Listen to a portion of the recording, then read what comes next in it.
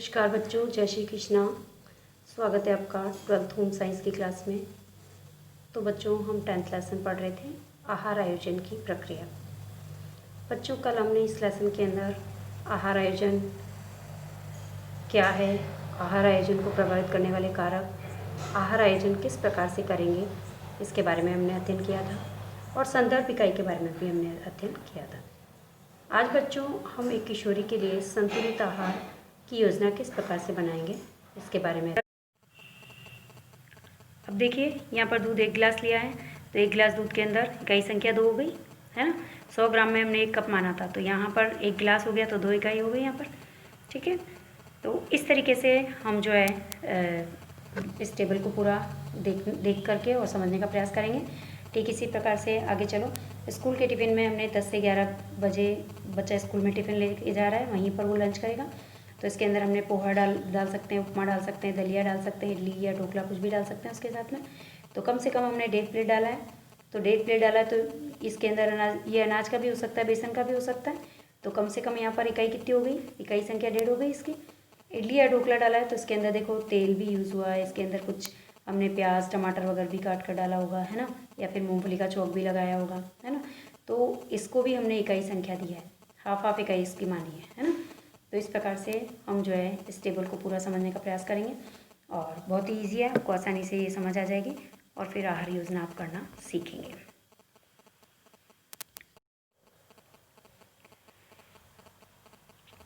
अब देखिए बच्चों, यहाँ पर ये तालिका 9.2 क्या कह रही है कि जो हमने किशोरी के लिए आहार योजना बनाई थी ना, उस आहार योजना से भोज्य पदार्थों की इकाइयों का हमने योग करना है ना। कि नाश्ते में हमने क्या दिया उसको, टिफ़िन में क्या दिया, दोपहर के भोजन में लंच में क्या दिया, शाम को चाय के साथ क्या दिया, रात्रि के भोजन में क्या दिया, सोने से पहले क्या दिया और कुल मात्रा उसकी कितनी है। ये टेबल हमको एग्जाम में भी पूछी जाती है ना। तो जब हम आहार योजना करना सीख जाते हैं तो ये टेबल हमें अपने आप बनाने आ जाती है। तो सबसे पहले अनाज लेंगे हम कि अनाज में हमने दिन भर के अंदर क्या क्या दिया।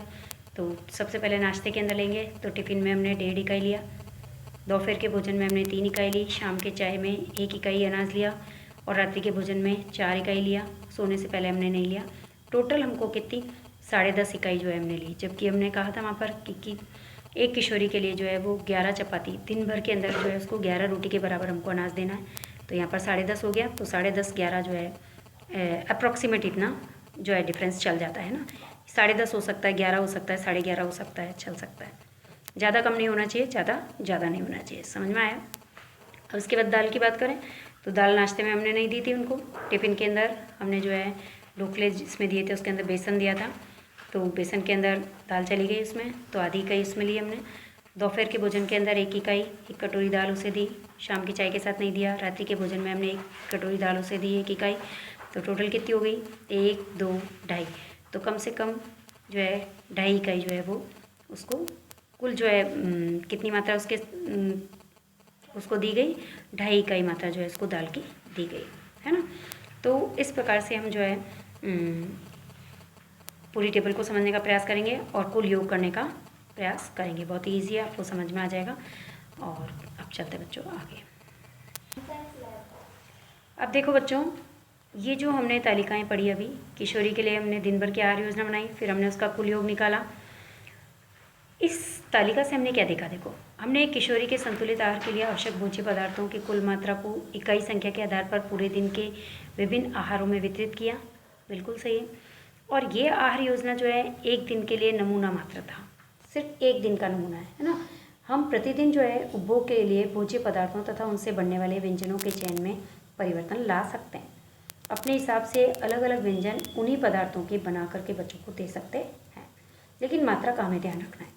लेकिन यह ध्यान रहे कि प्रत्येक भोज्य समूह में से भोज्य पदार्थों की कुल आवश्यक मात्रा की आपूर्ति हो जानी चाहिए।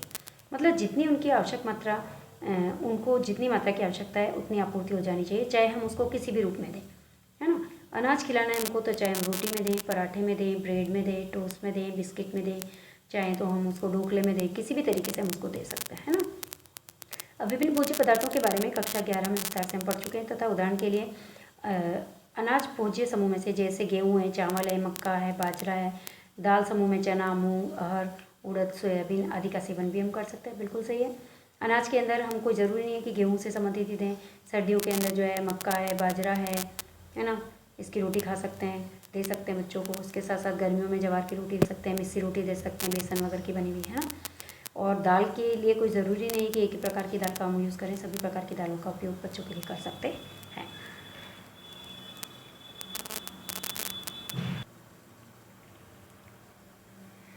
अब देखिए बच्चों, एक ही प्रकार के खाद्य पदार्थों से विभिन्न प्रकार के व्यंजन हम बना सकते हैं। जैसे अनाज से रोटी बना सकते हैं, रोटी की जगह पराठा है, पूड़ी है, बाटी है ना, ये सभी बनाकर बच्चों को दे सकते हैं। इसी प्रकार से नाश्ते में भी हम बिस्किट की जगह पर पोहा है, सूजी है, उपमा है, दलिया है, पराठा है, सादा और भरवा पराठा है, इडली है, डोसा है, खमन है आदि हम बच्चों को दे सकते हैं। सादी दाल की जगह पर हम विभिन्न प्रकार के जो है दाल से बने हुए व्यंजन जो है बच्चों को दे सकते हैं। जैसे सूखी दाल है, कढ़ी है, दाल के बड़े हैं, हलवा है, कचौरी है आदि बच्चों को दे सकते हैं। अब देखिए बच्चों, ये योजना जो एक भारतीय किशोरी के औसत पौष्टिक आवश्यकताओं के अनुरूप हमने बनाई है। अब किशोरियों की उम्र है, उनकी शारीरिक गठन है, उनकी क्रियाशीलता के आधार पर हम व्यक्तिगत पौष्टिक आवश्यकताओं को देख करके उनके आधार पर जो है आहार आयोजन कर सकते हैं, है ना। थोड़ी सी उनमें भिन्नता हो सकती है। तथा एक छोटे कद की 14 वर्षीय छरहरे बदन वाली कम क्रियाशील जो किशोरी होगी, उसकी पौष्टिक आवश्यकताएं जो होगी 16 से 18 वर्ष की लंबी और गठीले बदन वाली की अधिक क्रियाशील वाली किशोरी के मुकाबले में कम होगी। बिल्कुल सही है। तथा ऐसे में छोटी किशोरी को जो है मुख्यतः ऊर्जा संबंधी आवश्यकताएं जो होगी वो कम हो सकती है ना। तो हम कह सकते हैं कि उनको आहार में जो है अनाज है, उनको आहार में अनाज है, घी है, शक्कर है आदि की 1 या 2 इकाई हम कम भी कर सकते हैं, या फिर अधिक जो है वो ऊर्जा की आवश्यकता है तो हम बढ़ा भी सकते हैं, है ना। अब देखिए, इस प्रकार अन्य भोज्य पदार्थ जैसे दालें हैं, दूध है, दालें हैं, फल है, सब्जियां हैं, ये वृद्धिकारक और सुरक्षात्मक भोज्य पदार्थ होते हैं तथा इनकी कमी जो है हमको नहीं करनी चाहिए, है ना। देखो, हम इनमें कमी नहीं कर सकते, दूध में, दाल में, फल में, सब्जियों में, इनमें हमको किसी प्रकार से कमी नहीं करनी चाहिए। इसके अलावा किशोरियों की जो है व्यक्तिगत खुराक जो है और भोजन संबंधी जो आदतें हैं, उनके अनुरूप ही हमको जो है विभिन्न प्रकार के भोज्य पदार्थों की कुछ मात्रा कम या ज़्यादा हम कर सकते हैं, है ना। लेकिन ये परिवर्तन भी ऊर्जादायक भोज्य पदार्थों में ही किया जाना चाहिए। ऐसा नहीं है कि हम जो है उन पदार्थों की जगह ऐसा भोजन बना के बच्चों को खिलाएं जिससे कि ऊर्जा ना मिले, है ना। मैदे की बनी हुई जो है चीज़ें बना कर खिलाएं, पास्ता है, मैगी है, जिनसे कि ऊर्जा नहीं मिले। तो इस प्रकार के पदार्थों को यूज़ में नहीं लेना है, हमें उपयोग में नहीं लेना है। अन्य भोज्य पदार्थों को हम उपयोग में ना लें। इस प्रकार किशोरी की प्रतिदिन की आहार योजना में लचीलापन होना चाहिए। बिल्कुल सही है। समय समय पर हमने आवश्यकता अनुसार परिवर्तन करते रहना चाहिए तथा किसी दिन अनाज की 10 इकाई की जगह पर हम 8 से 9 इकाई दे सकते हैं। और कभी किसी दिन जो है वो बच्चे ज़्यादा भी खा लेते हैं, कभी कम भी खा लेते हैं, 1-2 चपाती, तो कभी 11 से 12 चपाती भी खा लेते हैं, है ना। तो ऐसा कोई ज़रूरी नहीं है कि हमको फिक्स उतनी ही देनी है ना। तो इस तरह से किसी दिन हरी पत्तेदार सब्जियां जो है बिल्कुल नहीं भी खाएं तो भी ऐसा कोई विशेष जो है फ़र्क नहीं पड़ता है। तो किसी दिन जो है वो 1.5 गुना 2 गुनी भी खा लेते हैं, कभी कभी सिर्फ हरी सब्जी बनती है तो डबल खा लेते हैं, है ना। लेकिन ऐसा कोई परिवर्तन लंबे समय तक नहीं होना चाहिए, कहने का मतलब ये है ना। इसको हमें रेगुलर नहीं रखना है, कभी कभी ऐसा हो सकता है। तो लंबे समय तक ऊर्जादायक भोज्य पदार्थों में जैसे मिठाइयों का सेवन है, अधिक मात्रा में जो है मोटापा बढ़ाता है ना। तो मिठाइयों का सेवन कम करना चाहिए, लंबे समय तक लगातार जो है मिठाइयाँ नहीं खानी चाहिए, मीठा ज़्यादा नहीं यूज़ करना चाहिए, है ना। इस प्रकार से हम कह सकते हैं कि वृद्धिकारक और सुरक्षात्मक जो भोज्य पदार्थ है जैसे दाल है, फल है, सब्जियां हैं, इनमें कमी होने पर शारीरिक वृद्धि रुक सकती है और हम रोगग्रस्त हो सकते हैं, है ना। तो हमको दाल, फल और सब्जियों में किसी प्रकार की कोई कमी नहीं करनी चाहिए और हमारा आहार आयोजन जो है इसी प्रकार से संतुलित होना चाहिए। समझ में आया। उपरोक्त आहार के आधार पर सम्मिलित जो भोज्य पदार्थ हैं उनके स्थान पर हम सस्ते व उपलब्ध भोज्य पदार्थों का चयन करके हम अपनी कम आय के अंदर भी संतुलित आहार का आयोजन कर सकते हैं। ऐसा कोई ज़रूरी नहीं है कि हमारे पास बहुत ज़्यादा पैसा हो तो ही हम जो है अच्छी तरीके से बच्चे को अच्छा आहार जो है दे सकते हैं या फिर पोषण दे सकते हैं, उसको न्यूट्रिएंट डाइट दे सकते हैं। ऐसा नहीं है, हम कम आय के अंदर भी बच्चों को अच्छे से अच्छा संतुलित आहार दे सकते हैं। उदाहरण के लिए जैसे राजमा की जगह हम चना दे सकते हैं, बच्चे को चने की दाल दे सकते हैं, है ना। राजमा है, छोले है और सोयाबीन है, इसकी जगह पर हम जो है बच्चों को चने की दाल दे सकते हैं, है ना, चने का उपयोग कर सकते हैं। अब देखिए बच्चों, इस प्रकार से हमने संदर्भ इकाई की सहायता से हमने आहार आयोजन करना सीखा और किस प्रकार से आहार आयोजन हम कर सकते हैं, किस प्रकार से जो है वो संदर्भ इकाई में जो है हम थोड़ा बहुत जो है कमी या बढ़ोतरी कर सकते हैं अकॉर्डिंग टू बच्चे की ग्रोथ के अकॉर्डिंग, है ना। बच्चे की आवश्यकता के अनुसार हम थोड़ा बहुत उसमें परिवर्तन कर सकते हैं।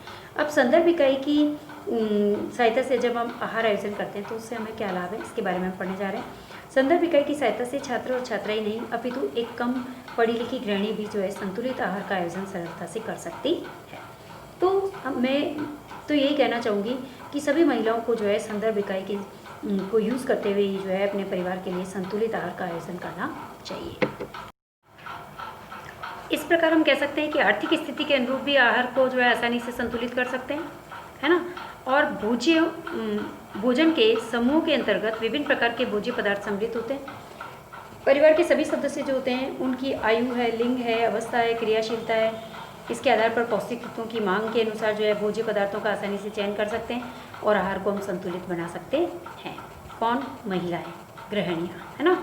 तथा इसके साथ ही भोज्य पदार्थों को बिना तोले, बिना मापे घर के अंदर उपलब्ध किसी भी एक बर्तन को जो है वो अपनी संदर्भ इकाई मान ले और उसके आधार पर जो है अपने भोजन का जो है वो आहार आयोजन करके भोजन बनाने में जो है उससे सरलता भी होगी और सभी को संतुलित आहार भी मिल पाएगा, है ना। अब 1 वर्ष तक के बच्चों के लिए, 1 वर्ष तक के शिशु को जो है उपभोक्ता इकाई में शामिल नहीं कर सकते हम, ठीक है। 1 वर्ष तक का जो बच्चा होगा इसके अंदर जो है इनके लिए किसी प्रकार का कोई आहार आयोजन नहीं होगा। तथा इस प्रकार हमने देखा कि थोड़ा सा चैतन्य होकर के संदर्भ इकाइयों की सहायता से हम जो है स्वयं के लिए ही नहीं बल्कि अपने पूरे परिवार के लिए संतुलित आहार का आयोजन कर सकते हैं और संतुलित आहार के उपयोग से स्वयं स्वस्थ रह सकते हैं, क्रियाशील रह सकते हैं, अपने परिवार को स्वस्थ और क्रियाशील रख सकते हैं और अपने एक अच्छे समाज और राष्ट्र के लिए राष्ट्र का निर्माण करने में मदद कर सकते हैं। तो अब हम आगे के अध्याय के अंदर विभिन्न प्रकार की आयु, वर्ग और क्रियाशीलता के आधार पर जो है विशिष्ट शारीरिक स्थितियों के आधार पर आहार आयोजन करना सीखेंगे, है ना। अलग अलग आयु के अंदर किस प्रकार से जो है हमें आहार आयोजन करना है ये हम अगले लेसन में सीखेंगे। इस प्रकार पौष्टिक आवश्यकताएं जो होगी वो शरीर में होने वाले परिवर्तन और समूह विशेष की पौष्टिक समस्याओं के आधार मानकर ही हम निर्धारित करेंगे और प्रत्येक अध्याय के अंदर जो है इसी प्रकार से हम आहार आयोजन करते हुए सभी समूह के लिए किस प्रकार से जो है आहार आयोजन हमें करना है वो सीखेंगे ताकि छात्र और छात्राएं जो है व्यक्ति विशेष की आवश्यकताओं में भिन्नताओं को समझते हुए आहार आयोजन करना सीख सके और सभी आयु वर्ग के लिए जो है अलग अलग आहार आयोजन किस प्रकार से किया जाता है इसके बारे में हम अगले लेसन के अंदर अध्ययन करेंगे। तो इस लेसन के अंदर हमने किशोर बालक और बालिका के आहार का आयोजन करना सीखा।